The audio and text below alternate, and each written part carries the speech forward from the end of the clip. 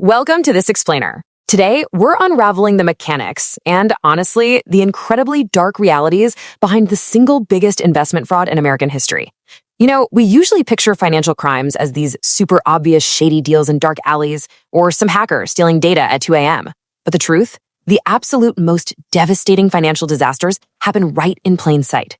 We're talking about crimes carried out by folks in tailored suits, sitting in pristine corner offices, smiling back at us from the covers of respected magazines.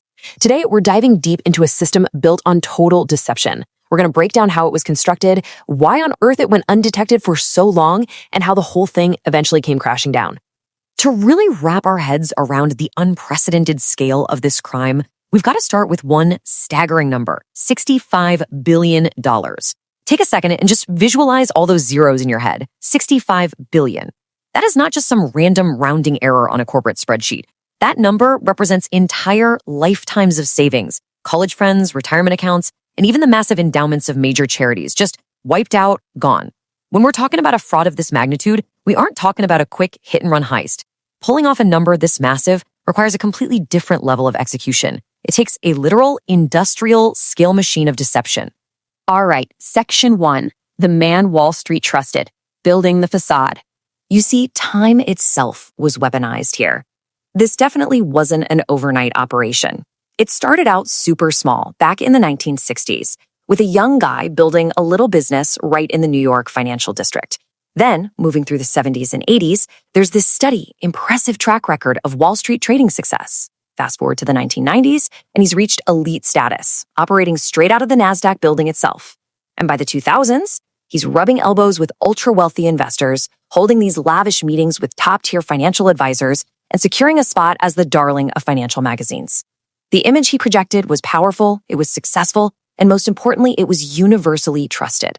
I mean, when someone has been an absolute pillar of the financial community for 40 straight years, people just kind of stop asking questions. The sheer length of that timeline is exactly what made his cover story so bulletproof. Let's move on to Section 2, the impossible returns, warning signs in the data. So investors were constantly being handed these beautiful, glowing account statements showing impossible, non-stop profits. But there was a massive reality check missing from the data. There were zero dips. In the real world, the stock market goes up, sure, but it also goes down. It's volatile. That's just how markets work. But the financial data being fed to these clients completely ignored that reality. It showed perfectly consistent rising profits year after year after year. It was literally defying financial gravity. But, happy investors were too busy celebrating and signing on the dotted line, totally mesmerized by the thought of their millions continually compounding. Now, this brings up a really fascinating psychological question. Why didn't people realize these returns were simply too good to be true? I mean, was it too consistent? The warning signs were absolutely flashing red if anyone had bothered to look under the hood. But hey, human nature is an incredibly powerful thing. When you're getting exactly what you want, which is steady, reliable, stress-free wealth, your brain naturally just glosses over any doubts. That robotic consistency was actually the biggest red flag of all, yet it was the exact same thing that kept everyone hooked. It highlights this wild, jarring gap between perception and reality. The perception: ultra-wealthy investors, highly trusted advisors, and high-end luxury meetings. It all looked 100% legitimate, top to bottom. But the reality was a locked vault full of empty shelves and completely fabricated account statements. There was absolutely no real trading happening for these clients. None. It was entirely a phantom operation. All that luxury and prestige on the outside existed for one reason and one reason only: to protect the dark, empty truth hiding on the inside. Okay, Section 3, how the scam worked, the core mechanics.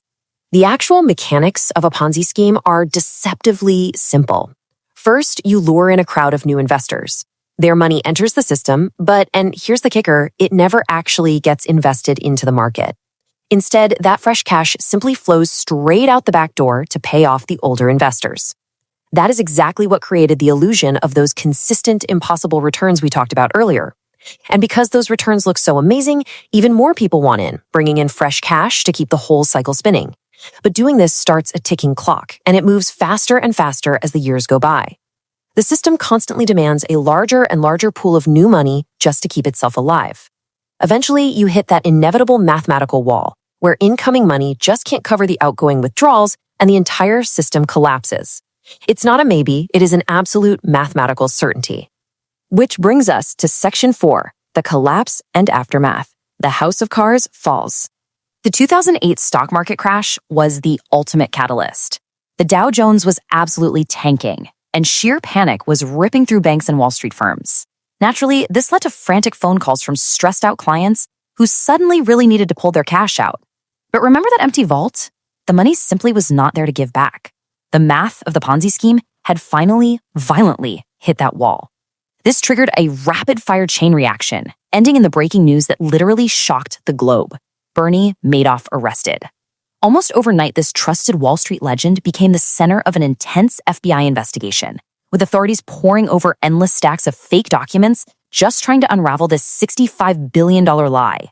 The aftermath was absolutely devastating. Families were left completely ruined, staring blankly at financial statements that were now worth less than the paper they were printed on.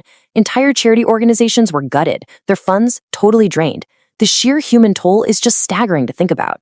It all culminated in a historic moment in the courtroom.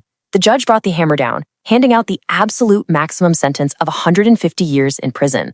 That number, 150, basically ensured the architect of all this misery would never see the outside of a prison hallway again. Meanwhile, his victims had to walk away from that courthouse and figure out how to rebuild their lives from absolute zero. So the absolutely crucial thing to take away from this explainer is this. The most dangerous traps out there are the ones wrapped in total trust. We started this explainer looking at a well-dressed, trusted man smiling on a magazine cover. We're ending it looking at a dark, empty street on Wall Street.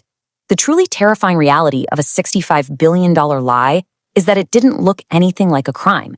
It looked like success. It looked like a safe bet. The biggest scams in the world don't look like scams. They look exactly like what you've always wanted to see. Thank you so much for joining me for this explainer. And I want to leave you with one final question to ponder.